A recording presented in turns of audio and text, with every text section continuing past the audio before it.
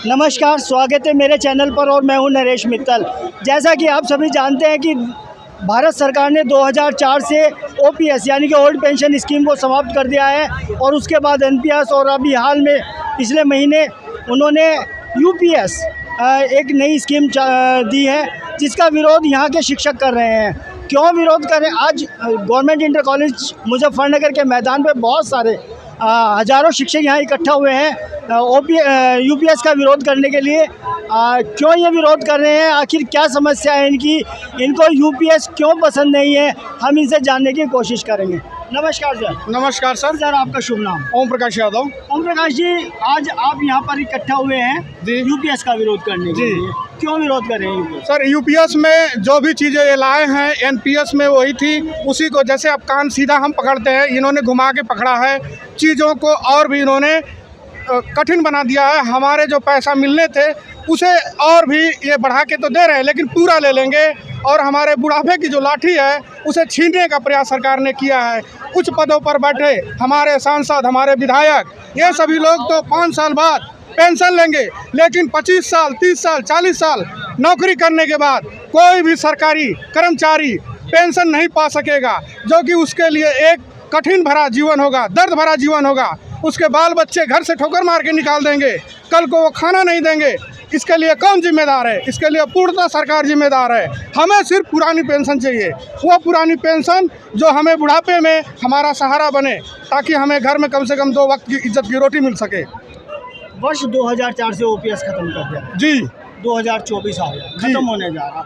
अभी तक 20 साल तक कितना विरोध? जी, विरोध तो ये तब शुरू हुआ जैसे इसको लालच दिया गया था प्रारंभ में कि आपकी जो वर्तमान पेंशन है इससे 2 गुनी 4 गुनी मिलेगी, शेयर मार्केट में पैसा जाएगा और ये कई गुना होकर आपको मिलेगा। लेकिन इसके विपरीत हुआ। शेयर मार्केट में जो भी पैसा गया लोगों का, वो उसमें रखा गया और रिटायर होते समय उनको मात्र 1%, 2% का लाभ मिला। किसी को पेंशन 12 साल, 15 साल बाद रिटायर होने पर 2000, 3000 मिलती है। आज की तारीख में बताइए 2000 रुपये में कोई व्यक्ति अपने परिवार का, अपने बच्चों का, अपने पोतों का किस प्रकार से भरण पोषण करेगा?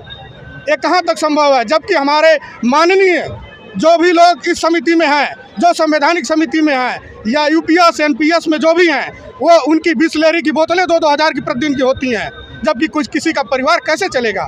ये तो तब हुआ है जिन्होंने 12 साल 15 साल बाद नौकरी किया, रिटायर हुए और उनके सामने यह तथ्य आया। आप ये कह रहे हैं कि हम उस वक्त 2004 या 5 में एनपीएस को कर्मचारी नहीं समझ पाए?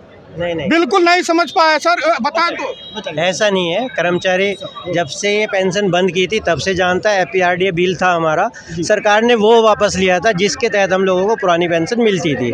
और हम लोग जो पेंशन पा रहे हैं 2004 से ही लगातार विरोध करते आ रहे हैं। लेकिन आप समझ सकते हैं उस समय 2% नॉन पेंशन वाले थे, 98 पेंशन वाले थे। जैसे जैसे ये संख्या बढ़ती गई ये आक्रोश बढ़ता चला गया। लेकिन जो पेंशन पा रहे हैं वो साथी आज भी लगातार कंधे से कंधा मिला के इस आंदोलन को लगाए हुए हैं। और 20 साल में एनपीएस से यूपीएस का सफ़र अगर इन्होंने तय किया है तो आने वाले विधानसभा चुनाव तक ओपीएस देना इनकी मजबूरी होगी। और हमें सिर्फ वो पेंशन दे दो जो ये पेंशन ले रहे हैं, जो ख़राब है। जो बढ़िया है वो ये खुद ले लो। एक देश, एक विधान, एक संविधान, पेंशन दो क्यों? ये भेदभाव वाली नहीं होना चाहिए ना। एक नेशन एक इलेक्शन, तो फिर पेंशन दो क्यों है? मेरे दर्शकों के लिए थोड़ा सिंपलीफाई करके बताइए कि ओपीएस और यूपीएस में क्या फ़र्क है, यानी कि ऐसे वो क्या कारण है जिससे आपको यूपीएस पसंद है? ओपीएस और यूपीएस में जब इंश्योरेंस वाला कोई आता है और वो आपको प्रलोभन देता है, तो वो जो प्रलोभन की स्कीमें हैं, जब आप उन्हें एनकैश कराने जाते हो तो वो वहाँ पे जो अंतर महसूस होता है वही ओपीएस और यूपीएस का है। दिखाया कुछ जाता है, आपका अपना 10% कटौती होगी, वो आप देंगे, आपका कहाँ लगेगा आपको नहीं पता। फिर उसके बाद आपका जीपीएफ बंद कर दिया गया है, उसका आपको नहीं पता।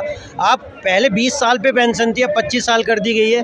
तो ये जो है ना, ये छलावा है और ये आंकड़ों के साथ खेलने हैं, साथियों के साथ और कर्मचारियों के साथ। तो आम जनता को ये समझना चाहिए कि सीधी सी बात है, जो हमारे देश का विधायक सांसद पेंशन ले रहा है वही हमें दे दे। अगर वो ख़राब है तो उसको वो क्यों नहीं छोड़ता है? 2004 में जब ये पेंशन बंद कर गई थी तब सरकार ने ये कंसीडर किया था कि पेंशन बिल बहुत बड़ा बिल है और वो सरकार पर बोझ है। ये बोझ बिल्कुल नहीं है। अगर आप इसका वित्तीय कैलकुलेशन देखते हैं तो जो 10% अमाउंट सरकार जमा करती आ रही है 18 लाख कर्मचारियों के खाते में, अगर उसको आप जोड़ते हो तो उसका ब्याज इतना ज़्यादा हो जाता है कि आपको जो देनदारी है वो उसके मुकाबले करीबन 30 से 35% कम है। ये आंकड़ों में आपको गलत भ्रमित करा जा रहा है, देश को गलत भ्रमित किया जा रहा है। ऐसा नहीं है। वित्तीय रूप से अगर हमें ओपीएस देते हैं तो वो आज नहीं मिलेगा, 60 साल बाद मेरा साथी जो रिटायर होगा उसको तब मिलेगा। जी, ये आंदोलन सिर्फ टीचर्स का या पूरे नहीं, पूरे विभाग का है। इसमें सभी विभाग के कर्मचारी आए हुए हैं। अभी आप देख सकते हैं इसी में शिक्षक कर्मचारी भी हैं, पीडब्ल्यूडी के हैं, सिंचाई विभाग के हैं, नगर निगम के हैं, सभी विभागों के यहाँ पे।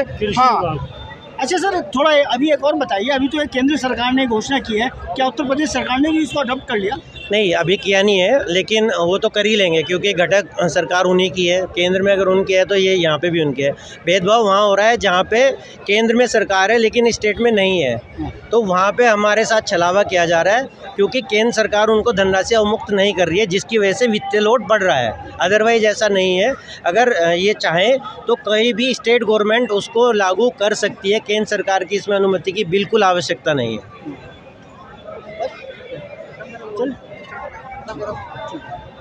और ये थे शिक्षकगण जो बता रहे थे कि यूपीएस में कितना उनको नुकसान है, और उसके बाद अब ये लोग यहाँ से डीएम ऑफिस जाएंगे और अपना ज्ञापन प्रेषित करेंगे। धन्यवाद।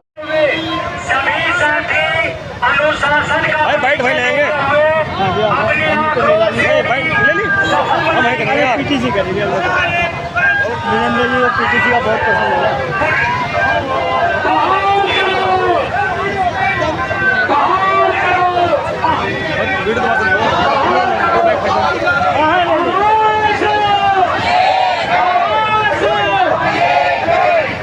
सभी साथी 2 मार्ग में चलेंगे, केवल 2 मार्ग में। सभी साथी से 2 पक्षों में आगे वाले